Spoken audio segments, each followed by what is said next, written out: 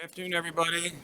I'd like to call the Thursday, February 19th, 2026 full board to order. First item is Pledge of Allegiance. Pledge allegiance to the flag of the United States of America and to the republic for which it stands, one nation, under God, indivisible, with liberty and justice for all.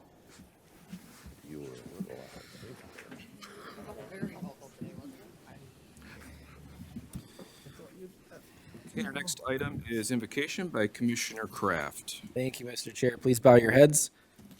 We meet to serve our community, to use our resources wisely and well, to represent all members of our community fairly, to make decisions that promote the common good. We recognize our responsibility to the past and the future, and the rights and needs of both individuals and community. As trusted servants, we seek blessings on our deliberations and on our efforts here today. May we act wisely and well. Amen. Amen. Okay, before we start, today was a special day for the board. Today was our Student Government Day. So all the students that are in attendance, can you please stand? Welcome.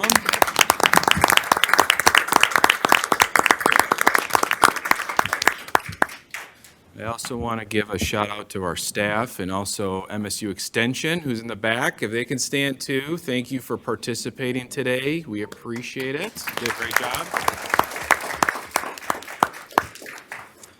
All right, next is adoption of the agenda. Take a Romano motion to adopts the adopt. agenda. Support. Moved by Romano, supported by Lucido. Seeing no changes to the agenda, please vote.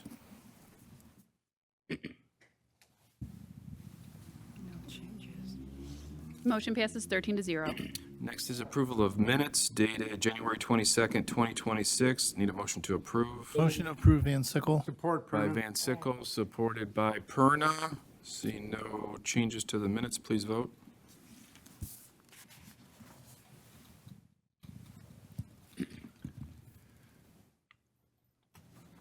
Motion passes 13-0. Okay, next is public participation. This will be the first opportunity for public participation for those who would like to speak for a maximum of 3 minutes on an item which is on today's agenda. There'll also be a second opportunity for public participation for those who would like to speak on any issue. Would anyone from the public like to speak? If you would, you can step up to the podium and just state your name for the record. Going once.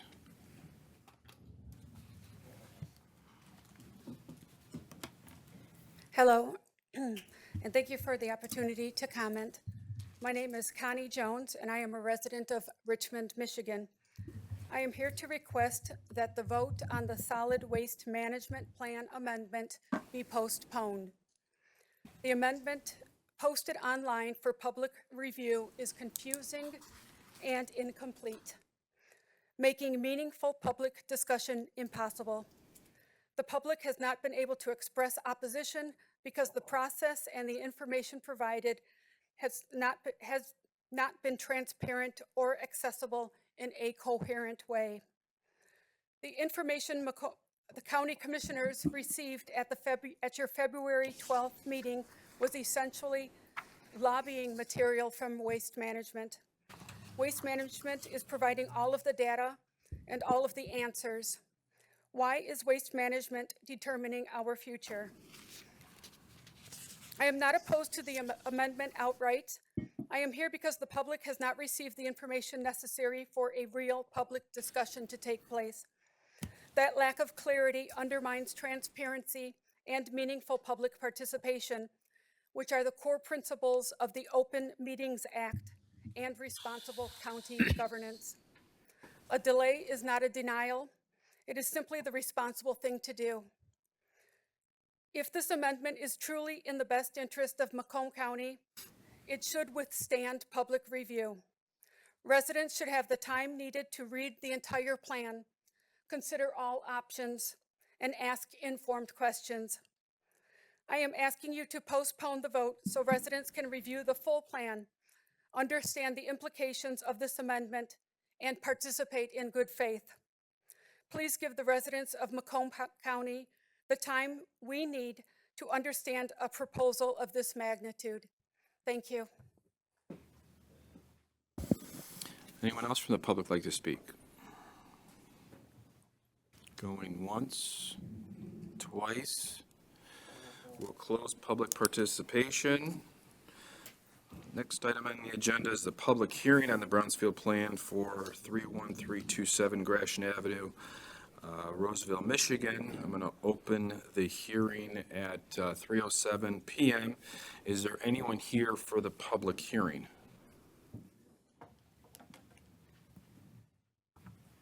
Okay, seeing no speakers, I'm going to adjourn the public hearing at 3:07 PM. Next item is going to be appointments. We'll start off with our Human Services Board appointment. This is a one vacancy partial term to expire on October 31st, 2026. I believe we're going to call the roll. Adriana? Commissioner Goike, Karen L. Bathanti. Commissioner Grote, Karen Bathanti. Commissioner Haw, Karen Bathanti. Commissioner Howard, Miss Magnum. Commissioner Kraft, Magnum. Karen Bathanti. Commissioner Lucido, Karen Bathanti. Commissioner Perna, Karen Bathanti. Commissioner Romano, Karen Bathanti. Commissioner Van Sickle, Mangum. Commissioner Wallace, Mangum. Commissioner Voino, Sharnita Mangum. Commissioner Zinner, Bathanti. Chair Sabatini. Karen Bathanti. There are 4 votes for Mangum and 9 for Bathanti, so there's a majority for Bathanti.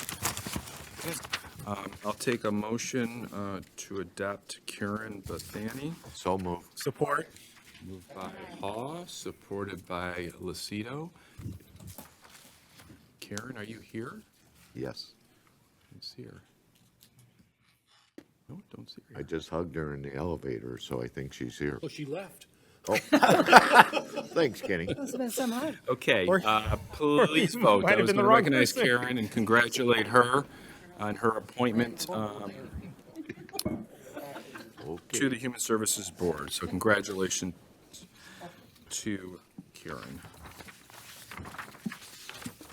She'll be a great addition to that board. We're just missing a couple votes. Commissioner Perna, Commissioner Perna. For which vote? To approve it. Oh, I did, okay. thank you. Motion passes 13-0. Okay, next is our South East Michigan Council of Government Executive Appointment with Board Concur. One vacancy, alternate February 19th, 2026 to indefinitely. Approve. I see Support. Vicky Rowinski. I will take a motion to concur with both item 8B and 8C, 8C being the Brownfield Redevelopment Authority. This is also an executive appointment with Board Concur, 2 vacancies, 3-year term to expire on January 31st, 2029. Those appointments are Ian McCain and Erika DeLange. Motion to approve. Support. All of them. By Grote, supported by Van Sickle.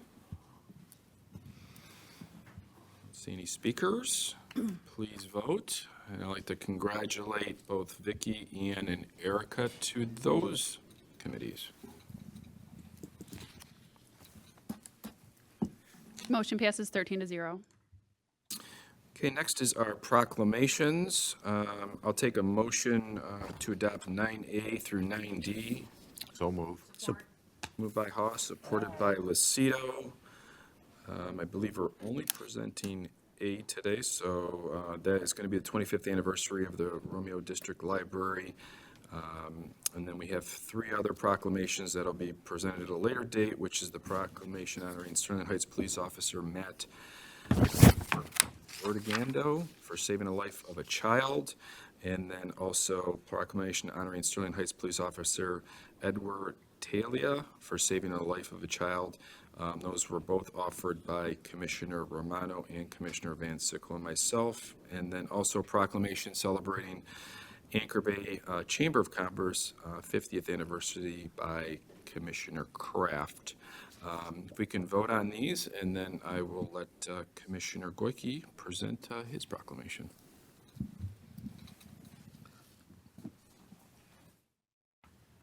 Motion passes 13-0.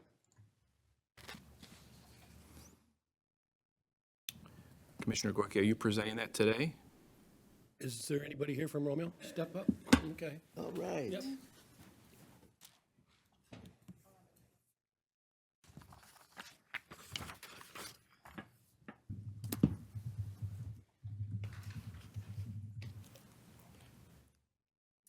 Hello. Want to state your name so we all know who you are? Yeah, I'm Claire Meeker. I'm the director of the Romeo District Library. Okay, on behalf of the county commissioners, we have the proclamation for the celebrating of the 25th anniversary of the Romeo District Library, the Grubner branch. I remember when it was being built. It doesn't seem like it was 25 years no, ago already. that's what everybody So says, it's very, yeah. very close. So it's, you know, to read out the whole proclamation, I'll just summarize it real quick. It's a great, added to our community in Washington Township and to serve that whole area because of the availability for the computer stuff is more than anything now in today's society. So we want to thank you as the board for utilizing that, realizing that the state also works in ways for helping to fund as well as the local support. So thank you for what you do at the library and congratulations on Thank 25 you. years. Appreciate it.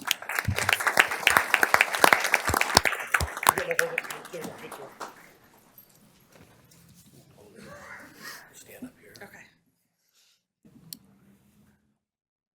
Lower the microphone. Put the mic down. Oh, Huntry's here. Crystal?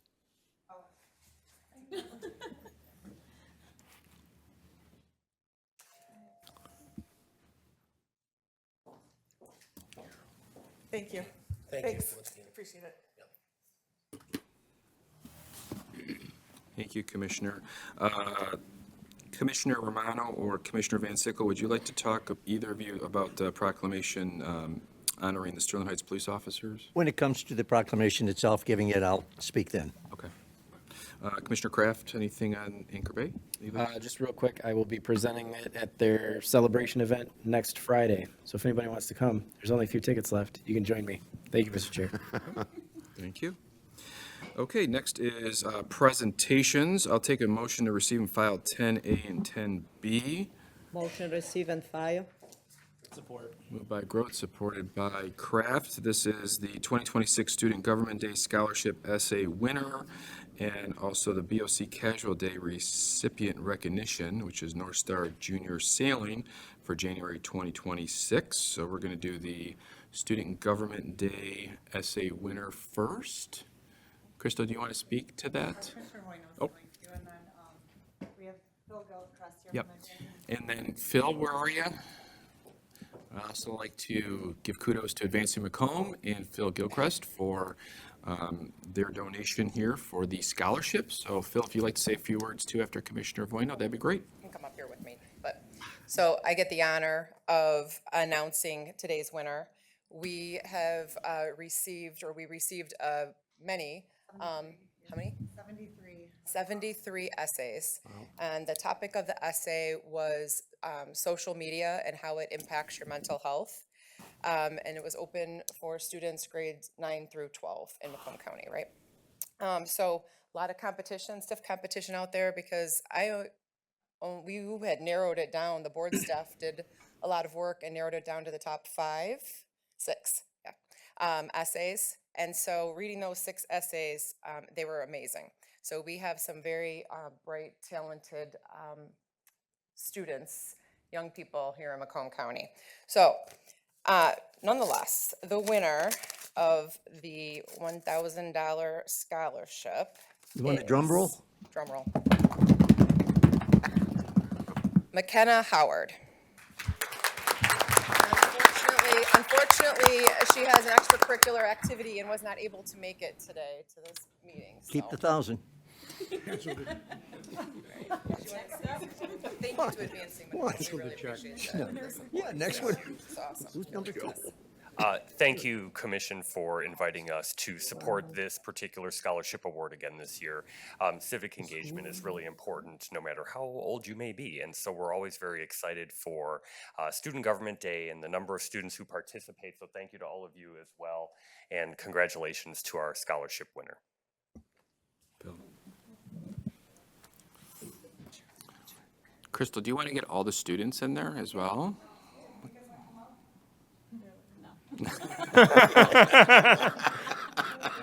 You want the uniforms on? We forced them to talk all day. They're exhausted.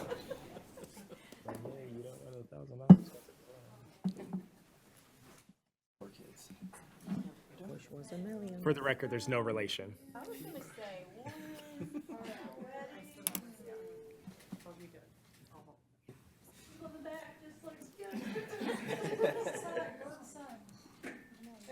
Thank you. You guys did great. Thank you Yeah. all for your Great job, everybody. I don't know. I'm actually really frustrated. I'm waiting on them to call me. They're supposed to call me back and give me an Okay, next is our BOC Casual Day recipient recognition. This is for North Star Junior Sailing. Do we have someone here from North Star? Yes. Hello. Could you just tell us about the program? That would be great. We don't bend down. I'm down here. Oh, wait. Just pull it down. You can pull it down more. Bend it down. Just the top. There you go. There you go. Okay, my name's Andrea Kruger. I am the president of North Star Junior Sailing. We are a 501c3 youth sailing instruction program. We operate in the summer and have programs for beginners, advanced, and racing. If you want to get yourself involved in racing, we are participants in the local community. We race against Grosse Pointe, Bayview, several other clubs, and it's a lot of fun. So Great. much Thank it. you so much. So we have a check to present to you. Commissioners, if you can kind of flock in this way, you know the routine. Sarah always harasses me. Harasses you. That's what I'm telling you. Yep. Now you're right under my name tag. Congratulations.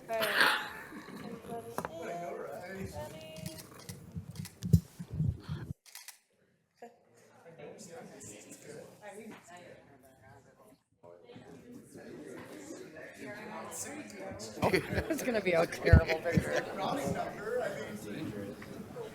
So I want to thank the board and all the participants that made this possible. Thank you. Thank you. Thank you.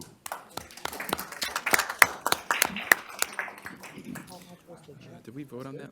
We voted, correct? Okay. Adriana, did we vote on those? Okay, please call the vote. Thank you. Motion passes 13-0. Okay, next is our committee recommendations. This will go fairly quick. We discussed this in detail in committee, so these are now moving on to full board for final approval. So we'll start off with our Government Oversight Committee recommendations. I'll take a motion to approve 11A. So move. Support. Moved by Haas, supported by Romano. Seeing no speakers, please vote.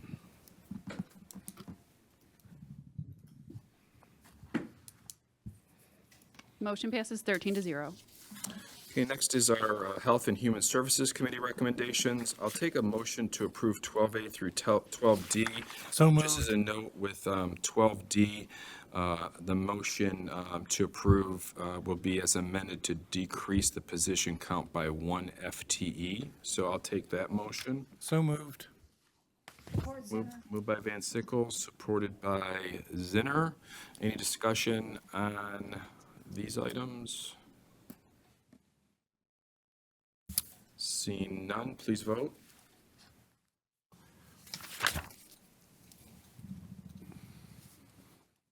Motion passes 12-0.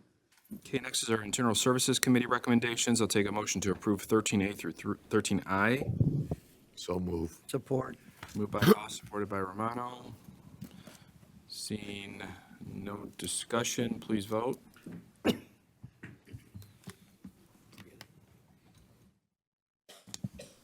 Motion passes 13-0. Next is Public Services Committee recommendations. I'll take a motion to approve 14A through 14D. So moved.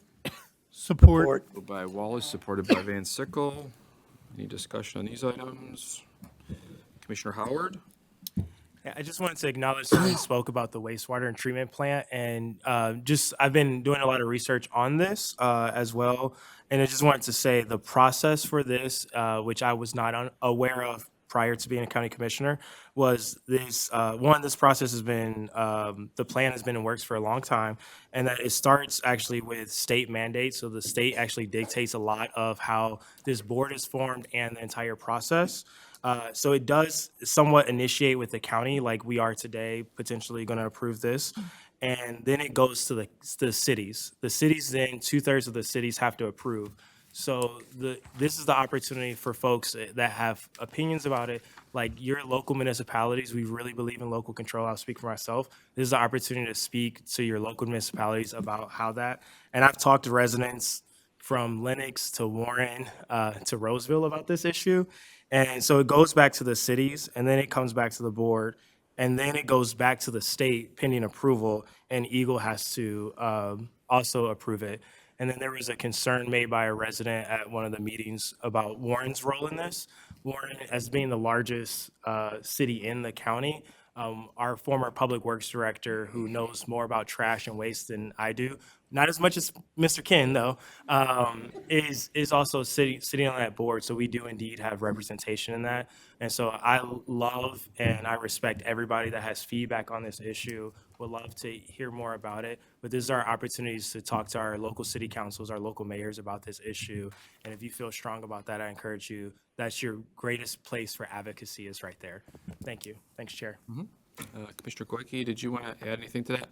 Once he told everybody about the fact that it has to go to locals to be voted on, and remember, it's like, what is it, 63%? I'm not sure of the number. 67% has to be approved of the locals, so it's not a simple majority. So that's what, thank you very much. I know JP's in the crowd. JP, did you want to add anything to that? We good? Okay. I see no other speakers. Please vote.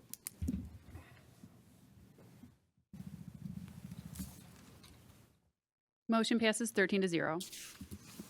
Okay, next is our Records and Public Safety Committee recommendations. I'll take a motion to approve 15A through 15E. Romano approved 16A through 16E. Moved by Romano, supported by Lucido.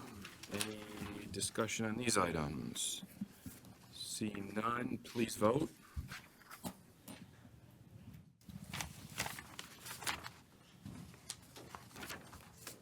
Motion passes 13-0. Okay, next is ordinances. I'll take a motion to adopt 16A, which is ordinance 2026-02, which is an ordinance amending enrolled ordinance number 2025-02 fiscal year 2026, comprehensive general appropriations ordinance to amend budget and appropriations. Motion to adopt. Moved by Howard, supported by Van Sickle. Any discussion? Seeing none, please vote.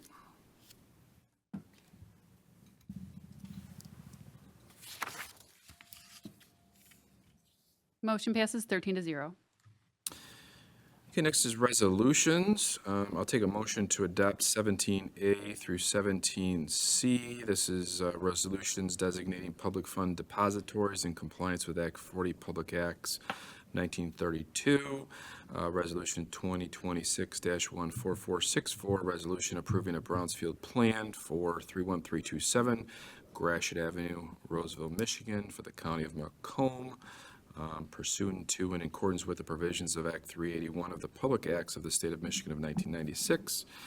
Resolution 2026-14977, a resolution deeming prosecuting attorney positions necessary and fixing salaries for the removal of one chief appellate lawyer in addition of one chief of staff attorney, and correcting the inclusion of one victim witness coordinator appointed by prosecuting attorney under Public Act 329 as amended, and resolution, that's the next one, just those three. Motion to Moved by Hawes, supported by Goyke. Any discussion on these three resolutions? Okay, seeing none, please vote.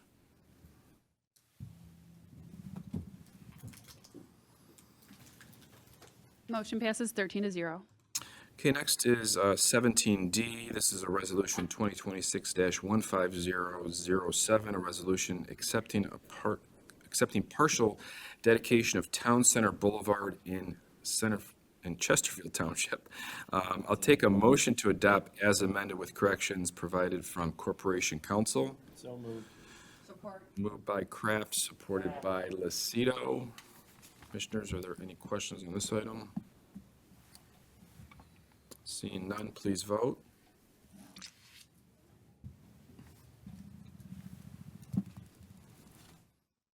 Motion passes 13-0. Next is correspondence. I'll take a motion to receive and file 18A through 18D. So move. Support. Moved by Haas, supported by Romano. Any discussion on these items? Seeing none, please vote.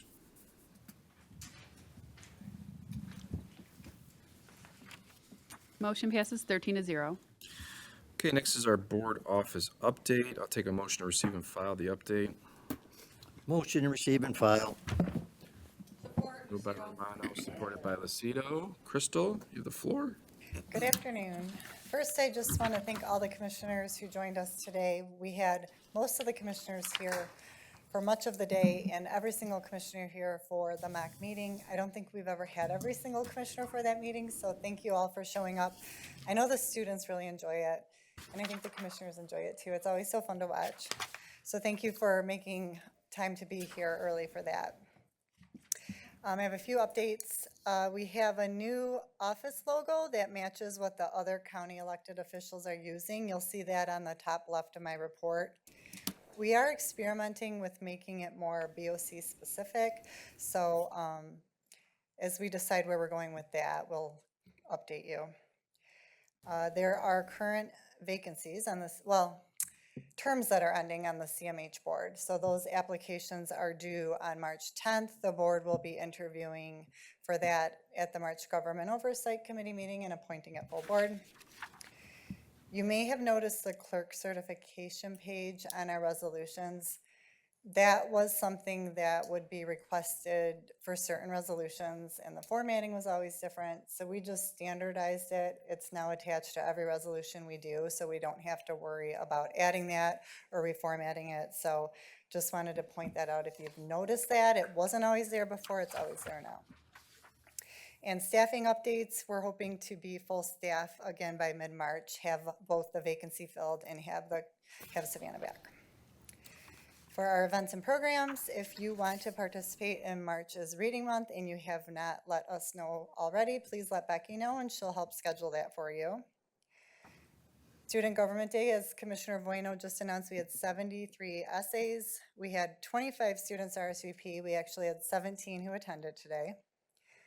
The Green Schools and Tri-County Summit dates, those are the same that was on your report last month, so we're working on those as well. For the Hunt Free and social media stats, we had 27 organic posts, which was a slight increase from December. Hunt Free put together some filler series, which have been really helpful since we haven't had someone in the communications role. Those include the commissioner spotlights and the committee highlights, and those are actually performing really well on social media. Especially Lisa's. And there were no events that needed to be covered for January, but there have already been several for February, which will show up next month. For the January IQ stats, you can see that everything's up from December, and we actually had services received in every single district in January. So it was a busy month for IQ. And I have a little note at the bottom. We're starting to refer the messages to commissioners through IQ. So if you get a message from the Macomb County BOC, and the email address is actually our general email box, the BOC@macombgov.org. That's actually a constituent message that staff is sending you through IQ. So if you reply to that, the response will come through IQ. The staff's name should be at the bottom if you want to reach out to whichever staff person is handling that directly. But we are trying to keep everything in IQ, and normally if we have some information that will help you answer the constituent, we'll include that as well.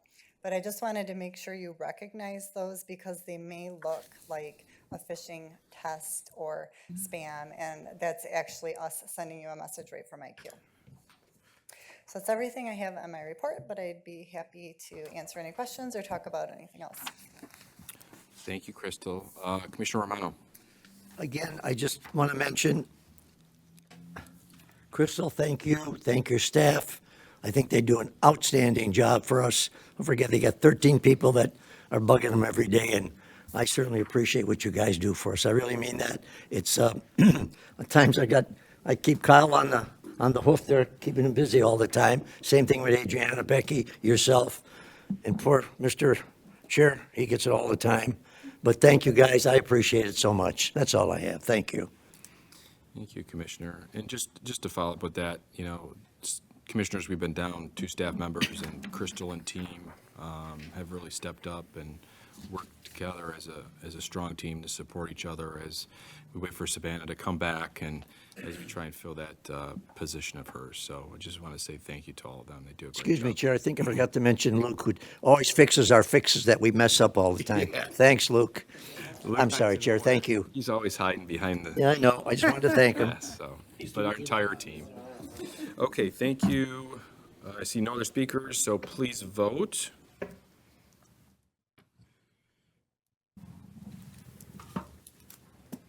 Motion passes 13-0. Okay, next is public participation. This is the opportunity for public participation for those who would like to speak for a maximum of 3 minutes on any issue. Anyone from the public like to speak? State your name for the record. 3 minutes. Shannon Doolin. Good afternoon, Commissioners. My name again is Shannon Doolin. I am the Director of Government and Community Affairs for Comcast. I've been with the company for several years, but am new in this role, and I will be serving as your primary point of contact for anything Comcast related. I did send an introductory email, but I wanted to come today just to make a formal introduction to put a face with the email. If I can be of assistance, please don't hesitate to reach out. I look forward to working with all of you and to serving the residents and businesses within the county. And I did bring some information as well as my contact information that I'd like to provide if I can. Yep. You can just leave them right there and we'll circulate them with everybody. Thank you. Anyone else from the public like to speak?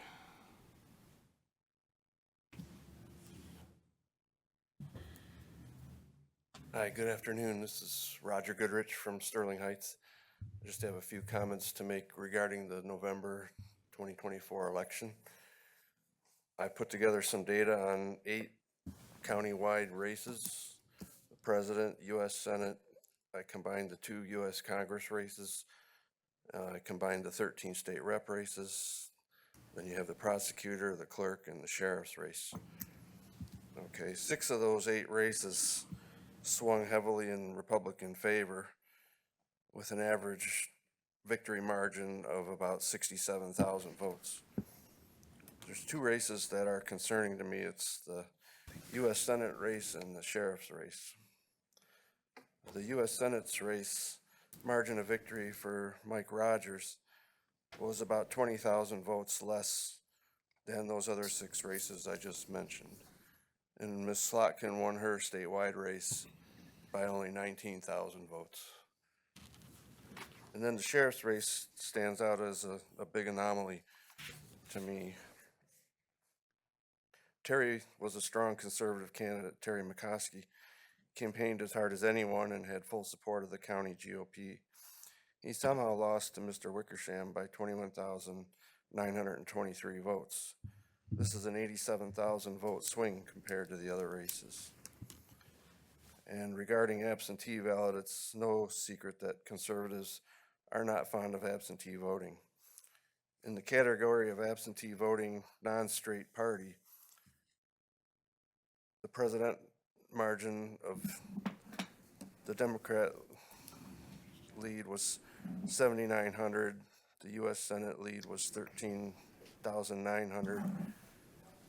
The U.S. Congress lead was 3,000. State rep 5,500. Then there were 2 races where the Republicans held a lead. That would be the prosecutor and the clerk.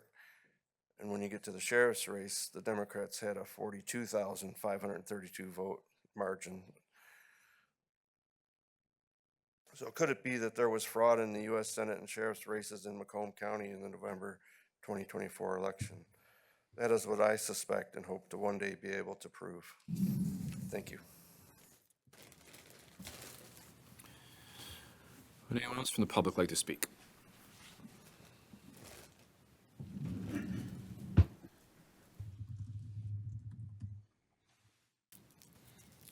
Good afternoon, Commissioners. No. So I filed a FOIA for the ballot images that were recorded in Macomb County.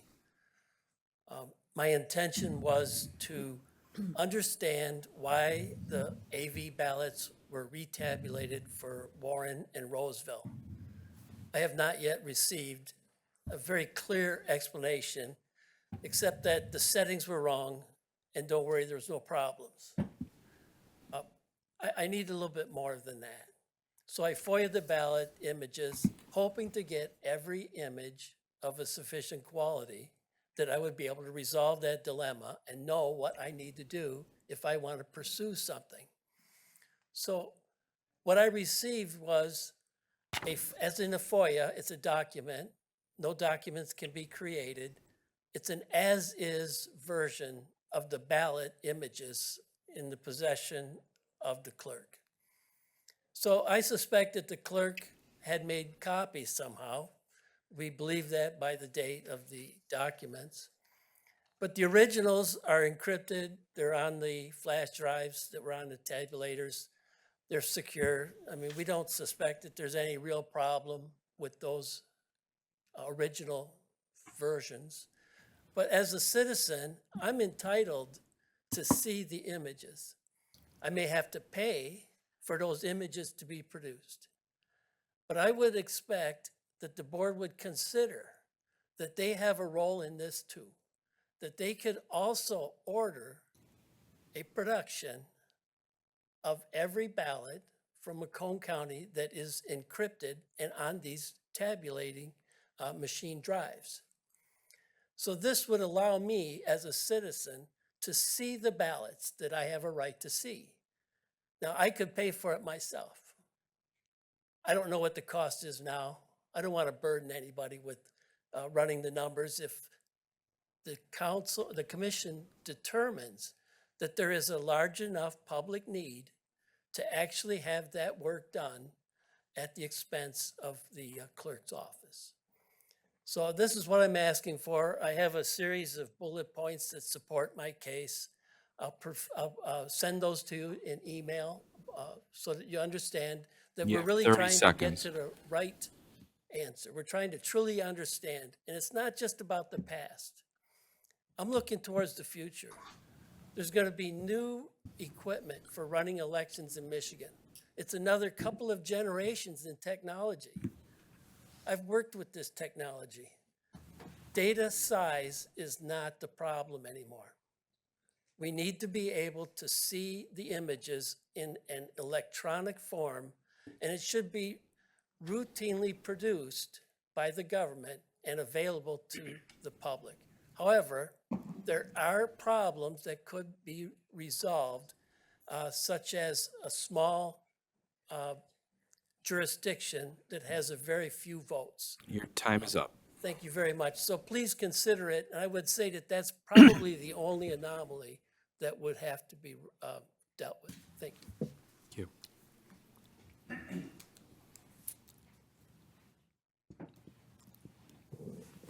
Good afternoon, Chair and members of the Macomb County Board of Commissioners. My name is Tim Vetter. The views I share today are my own, not those of my employer or the many election integrity groups I volunteer with. I'm in the automotive industry, specializing in digital manufacturing validation. For world-class technology, we leverage the data off the production lines. My peer-reviewed election integrity work exposes vote history manipulations violating many state and federal laws. I've never been challenged or proven wrong to date on any of these insertions, including what I'm going to share with you now. Today, I urge you to investigate critical election integrity failures under Macomb County's election department based on chain of custody data that we've received from state Macomb County, and local sources, plus expert affidavits. Here are 4 key issues. Like my peer over here talked about, the digital ballot image inconsistencies. So the county FOIAs provided low-resolution PDF images, completely unacceptable. These are copies. But local ballots, we FOIA'd the local clerks, they confirmed they should be in TIFF format. Bruce Township says they never produced images. Where did those images from the county come from? This mismatches suggest tampering or potentially swaps. So very concerned there. Vote history records should never change. So that's a core principle of election integrity. Yet Macomb County's election department gave us 3 different lists of voters from the November 2024 election. None of these lists match the statement of votes cast and totals, precincts, vote methods, or even overall content. These mismatches block our ability to audit, and they hide potential fraud. We don't know. Again, vote history records should never change.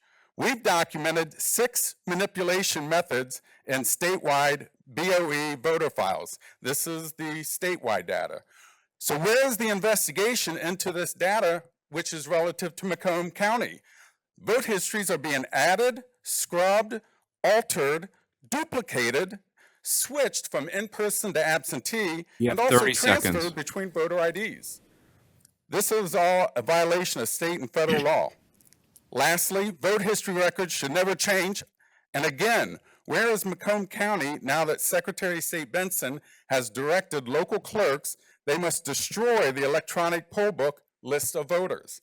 This erases critical audit trails, breaks retention laws, and fuels cover-ups amid the Department of Justice lawsuit against Michigan demanding preservation and proper maintenance of election records.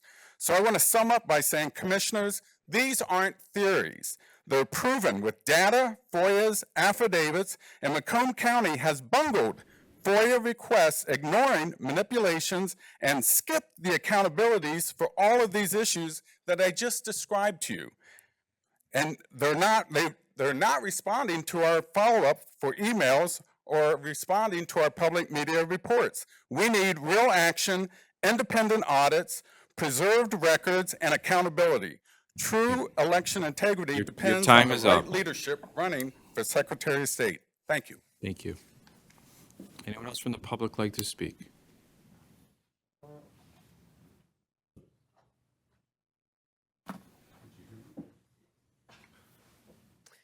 Good afternoon, Chair and Macomb County Board. My name is Beverly Marshall.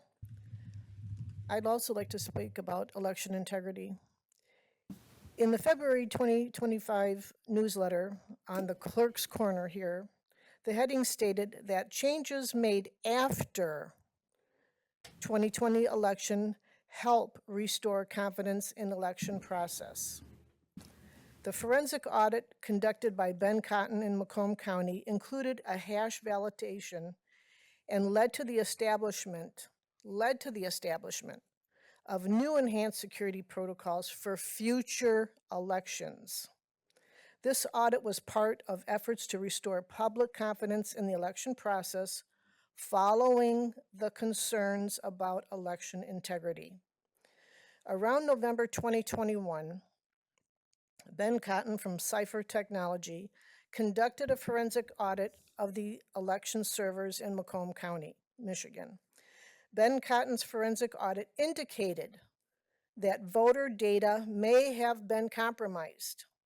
He was involved in the investigations connecting unauthorized access to voting machines and the mishandling of confidential voter data.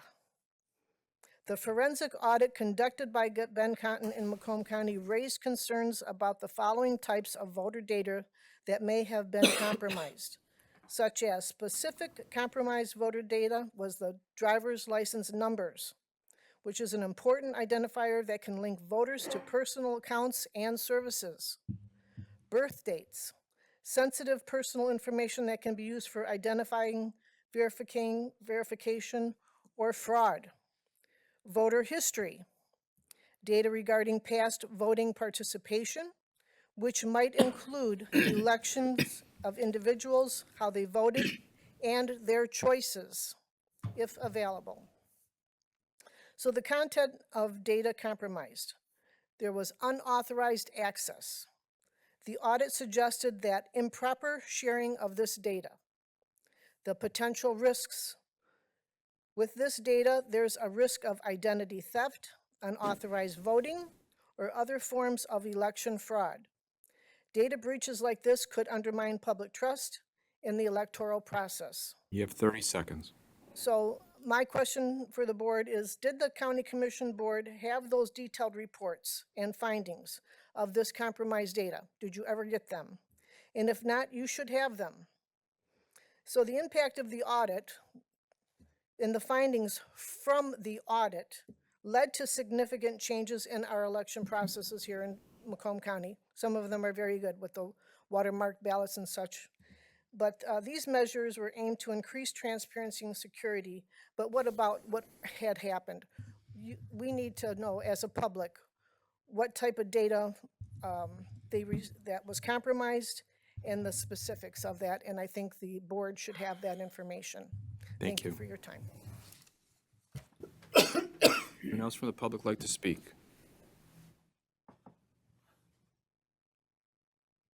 Good afternoon. Good afternoon. May it please this honorable body, my name is Todd Perkins. I am from the Perkins Law Group. I'm only here, I know that there's a contract that I would hope that I get an opportunity to represent the Macomb County prosecutors in affairs that they may have, legal affairs that they may have. I'm here for any questions that you may have to answer them, and really out of respect for the process and for you. Thank you. Thank you. Our board rules prohibit us to have interaction with the public at this time. Okay, thank you. Thank you. Anyone else from the public like to speak? Going once. Yep. Did you bring the cars this time? No cars. I don't need cars this time. I'm winging it this time. I didn't even write nothing down because of what happened recently. So I got three things I want to talk about. First thing is I humbly request I just forgot the word. Maybe I should have written this down.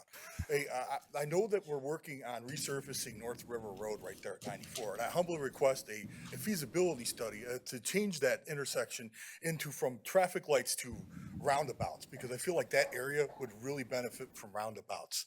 And in the future, whenever we get the money, because I really want to get us away from having lights nearby on-ramps and off-ramps. Like, I could go on about that all day. But the second thing is that when I did research for discussion in Detroit, I noticed that one of the most problem intersections in the state is 18-mile-and-a-half road in Van Dyke, where that roundabout is. Another roundabout that already exists. It needs three things. One thing is signs. It's already getting that this year, I noticed, from SEMCOG data.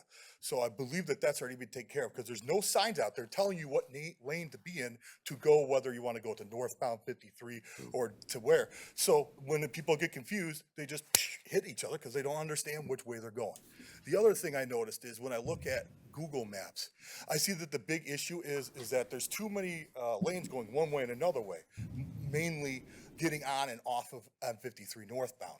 So I suggest and recommend that we switch those lanes so that way the people that come off M53 can line up on one side, and then the on-ramps can line up on the other side, so that way you don't have on-ramp, off-ramp, on-ramp, off-ramp, where people are just trying to figure out which way to go. So when you're trying to look left and then go right, somebody hits you because there's all these on-ramps and off-ramps intersecting with one another and causing these. So I humbly request that we try to find a way to redo that intersection, hopefully with what I call the over-under method. Hopefully we don't have to redo that bridge over there, because I know we just redid that. So we have one road go underneath and the other one go over, so that way they could try to untangle the spaghetti, the hide-up spaghetti string that is that intersection. And last thing is, last week there was a terrible accident that costed 2 people's lives. Over there on Groesbeck and North Avenue. I live at 322 North Avenue. I was wondering why it was shut down. I found out, a mother and everybody. So 2 people is too many in that intersection. I know the cause of that. And it's because people are playing chicken on when that road bends and turns into from Groesbeck to North Avenue, because I've done it plenty of times. You have I've 30 been- seconds. So I humbly request a traffic light. I know I'm always talking about roundabouts, but here we need a traffic light just to get people to stop and slow down, because that was the reason why those people are no longer with us and with God now, because they were going so fast that the impact caused the death to be instantaneous. So I request a traffic light at North Avenue and Groesbeck, so that way we could make sure that there are no more lives lost at that intersection. Thank you very much. Have a nice day. Anyone else from the public like to speak? Going once, twice. We'll close public participation. Next is our other board and commission updates. Haven't we had that? Commissioners, do we have any updates? Commissioner Haw. Thank you, Chair. A couple meetings ago, Commissioner Perna asked the question of whether or not our retirement board was still 100% funded. You'll be happy to know it is 102% funded. I had that reconfirmed at our last meeting, so I thought I would report that back. Thank you. Thank you, Chair. Thank you. Commissioner Howard? I have the privilege of sitting on the Community Corrections Board as well as with 41B Specialty Court, and just encouraging commissioners as well as the public to reach out to your municipalities and others, and as well as your state legislators on Kratom that is coming into our communities. I've talked about it before. I use Clinton Township as an example. There are 67 locations that my 8-year-old daughter can walk in and buy this, and it's known as the gas station heroin. We need to stop this before it becomes the next fentanyl, which local judges are already saying that is indeed the case. It's becoming a substitute for fentanyl and other drugs, and kids have access to it. It's a synthetic version. Yes, there are medicinal uses for it, but the synthetic version is problematic. And so just wanted to acknowledge, encourage advocacy, particularly the state legislator. There is Cavett, I believe, is the state rep that is working on the bill for that. So if we can encourage others to go along to ban this in our state. Thank you, Commissioner. Commissioner Wallace? Thank you, Chair. Just really quickly, this upcoming weekend is the NACO Legislative Conference, so we will be in DC for that. Commissioner Lucido and I definitely will be there. And then just to mark your calendars, because MAC will be having their, you see how Commissioner Hodges turned to pay attention? I love that so much. Thank you. April 27th through the 29th, MAC will be having their legislative conference. So hopefully you all can participate. We would love to have as many of our Macomb County commissioners there as possible. So thank you. Thank you, Commissioner. Seeing no other board commission updates, we'll go to commissioner comments. Any general comments? I just went to the wrong area. I would like to be on commissioner comments. All right, Commissioner, you've got it. You've got the floor. Thank you. I'm going to read just a little bit, a couple pieces of paper here, please. You remember, now we have several commissioners on the board now that were not on in 21. So some of these commissioners will not be able to, they won't know what happened then. But when Clerk Forlini had the forensic audit that he talked about, I always was asking, 4 times over that next couple of years, I asked for a forensic audit report. He wrote a report and gave it to Commissioner Hall, who was the chair of that committee. But I kept asking for a forensic audit report from an auditor. And I guess there's one now that's been out for a couple of years or whatever long. But I have an affidavit from Benjamin Cotton, written on January 25th from 2022, that I have just come across, that was just sent to me. It's very explanatory. It's not real long. He states, Ben Cotton, being duly sworn, hereby depose state as follows. I am over the age of 18, and I understand and believe in the obligations of an oath. I make this affidavit of my own free will and based on firsthand information and my own personal observations. I am currently the Vice President for Incident Response for Centire and am the founder of Cipher LLC. I have a master's degree in information technology management from the University of Maryland, University College. I have numerous technical certifications, including Certified Information Systems Security Professional. I have Microsoft Certified Professional Network and Certified Cipher Forensics and Incident Response Examiner. I have over 25 years of experience performing computer forensics and other digital system analysis. I have over 18 years of experience as an instructor of computer forensics and incident response. This experience includes 13 years of experience teaching students on the guidance software Now Open Text, In-Case Investor, and In-Case Expertise software. I have testified as an expert witness in the state and federal courts and before the United States Congress. I regularly lead engagements involving digital forensics for law firms, corporations, and government agencies, and am experienced with the digital acquisition of evidence under the federal rules of evidence.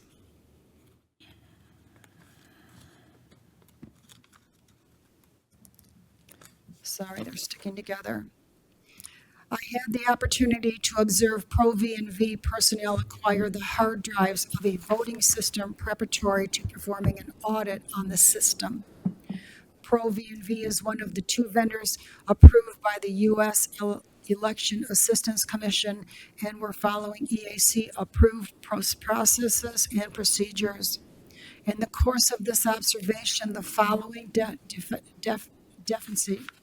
deficiencies were noted. A digital hash of original hard drives were not created during the process. Chain of custody and evidence preservation is manipulated by the federal rules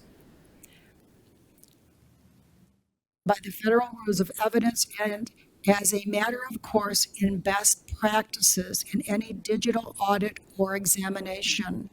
Creation of a digital hash value of the original evidence/device ensures that there are no changes to the evidence as part of the examination or subsequent handling.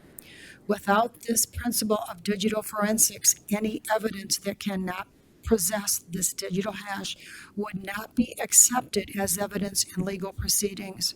B, failure to protect the original hard drives from modification.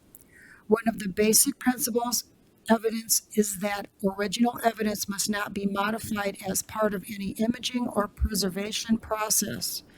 It is well documented that simply plugging a hard drive into a computer or other device can cause modifications on the device that was plugged in. Pro-V personnel did not use a forensically approved device to protect the original voting system hard drives from modification during the imaging process. The device used a copy of the original hard drive was a Sabrent USB SATA 2.5-inch and 3.5-inch dual bay hard drive docking station model EC-HD2B. This device is a dual bay docking station that, per the OEM documentation, allows for data writing to both bays simultaneously. There is no protection provided to the original hard drive and thus can provide no assurance that changes were not made to the original hard drive. C, failure to produce a forensically sound image of the original hard drives.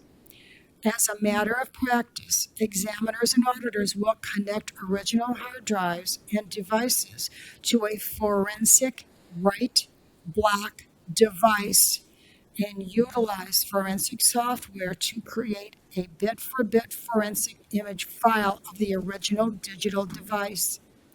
This forensic image is validated utilizing either an MD5 or SHA-256 hash to ensure that no changes were made during the acquisition process or occurred in subsequent handling of the evidence. If even one bit of data is changed, the hash value for the image will change. During the acquisition process utilized by ProV&V, there was no forensically sound image produced from the original hard drive. ProV&V utilized the Sabrent EC HD2B to simply copy content from the original hard drive in Bay 1 to a copy drive in Bay 2. There were no forensic integrity checks of the transferred data, nor was there a forensic comparison of the original hard drive and the copy of the drive to ensure that they were exact forensic replicas.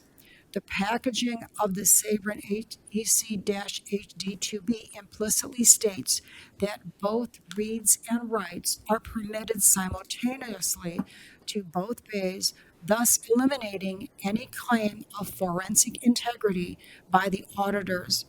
As a matter of practice, any product of this device should not be used for forensic audit or investigation due to the lack of forensic integrity within this process. Signed under the pains and penalties of perjury this 25th day of January 2022, Benjamin R. Cotton. I just received that because there were two actions that I had seen in relation to elections that made me really wonder what had happened. And that's why I have this. And I talked to 3 different people who are been in for 20 to 25 years, specialist in security of integrity of elections, who said that ProV&V is never a company that they would use. So I am very concerned about our elections. This affidavit was written by Benjamin Cotton, who was the auditor supposedly for our audit in 21. He never did anything with that except sit in a chair and watch, is what I'm told. That makes, to me, that has questions. I do have other papers that I can give out to the board if they want them. Thank you, Chair. Thank you, Commissioner. Commissioner Wallace? Thank you, Chair. I will try to keep this quick. So I just wanted to mention, because we did not recognize Black History Month. So I did just want to mention a couple of things. I was able to speak at Rose Senior Living and on Black history, and it was a great conversation about my present, their past, and the correlation and the similarities that they see now compared to then. And I think it's a conversation that needs to continue to be had amongst us in our county, because so many things that have happened years and years ago are happening again. And sometimes it just sucks to see history being repeated. But I would like to mention that in 1926, Negro History Week began, which is now Black History Month. So we are in celebration of 100 years of Black History Month being acknowledged. So I wanted to just mention that. I think it's very important for us as a board to recognize just what is going on amongst us and our differences and our similarities. And I think Black history is American history, so it should be recognized amongst us all. But I just wanted to mention that. I wanted to acknowledge that we know, whether it was posted on social media or not. It is towards the end of the month, and I don't think it was recognized. So I wanted to just go ahead and do that, and that is it, Chair. Thank you. Commissioner Howard. Yeah, thank you, Commissioner Wallace. I just want to acknowledge, like, Commissioner Wallace, as well as former Commissioner Michelle Nard, myself, and former Commissioner Bobby Hill are the four and only Black elected officials to our county board. Bobby Hill was the first, and just wanted to recognize that. Downstairs in our lobby, many folks may know, but there's actually a plaque acknowledging his accomplishments. He was first a Mount Clemens City Commissioner that went on to serve on this board for really long time, and I think some of our board members actually were served with him. So I just wanted to acknowledge that as this county has a 208-year. Oh, I just didn't want to call everyone here old, so I was trying to be generous. But I think it is worth recognizing that in our 208-year history, we've only had 5 members of color serve on this board, with Bobby Hill leading the way, and so we stand on his shoulders. I have the privilege of living and serving in the city of Warren, and it wasn't until 1967 that Black folks were allowed to live in the city of Warren. And when that first Black family moved into the city of Warren, they were met with a riot by the local police department and many other residents that did not want them there, and that was in the 60s. And so I recognize, like, the history that has gone before us and how much further we have to go. But as we celebrate Black history, recognizing that it's not just Black folks, that there are Black history is American history. And we need to educate ourselves on that. And because if we don't, we're bound to repeat the past. And with the passing of one of our great civil rights leader, Jesse, he was somebody who built bridges amongst all communities. And I know was really responsible in building coalitions amongst all people. And his concept and his heart was, let's start with the common good of all humanity. And then where we agree, let's build from there. And so I just encourage, as we go on to celebrate Black history, American history, as we go on to celebrate women's history and everything else, that we start with the base level of common good, where we agree at, and build on there. I don't have to agree with everyone on everything, but where we agree, let's link arms, grab shoulders, and work hard for the betterment of our community, so that when we're no longer here, we've left Macomb County and Michigan a much better place. So I just want to thank the Hill family for their sacrifice and the shoulders to stand on. Okay, seeing no other commissioner comments, I'm going to move on to our next item, which is closed session to discuss confidential attorney-client privilege memorandum from independent counsel dated February 13th, 2026. I need a motion to enter into closed session to discuss this memorandum. Support. Moved by Grote, supported by Lucido. Please vote.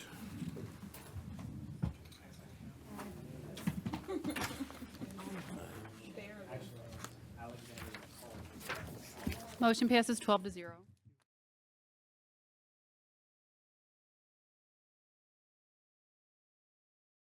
Okay, next item on the agenda is 24A. It's memo from the county executive to the Board of Commissioners dated February 5th, 2026. I'll take a motion to receive and file. Support. Moved by Haas, supported by, excuse me, Lucido. Seeing no discussion, please vote.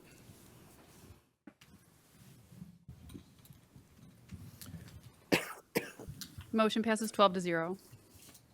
Okay, next item is resolutions. Resolution 25A, this is Resolution 2026-15149, a resolution to override the county executive's February 5th, 2026 veto relating to Resolution 2026-14873, a resolution to approve legal services for the Office of Prosecuting Attorney.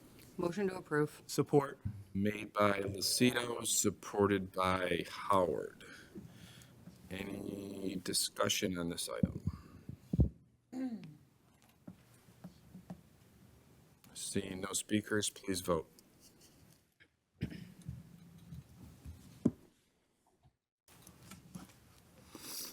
Motion passes 12-0.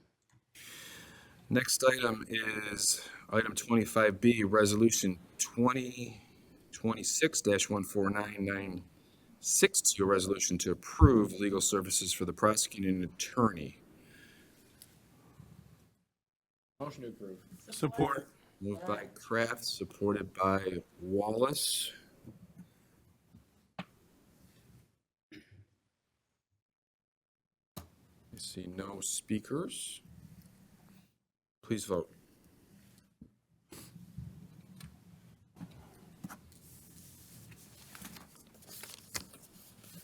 Motion passes 12-0. Next is motion to adjourn. So move. Support. Moved by Hawes, supported by Wallace. Please vote. I'm gonna get one of those in this year. Didn't you, James? You tried to get that motion.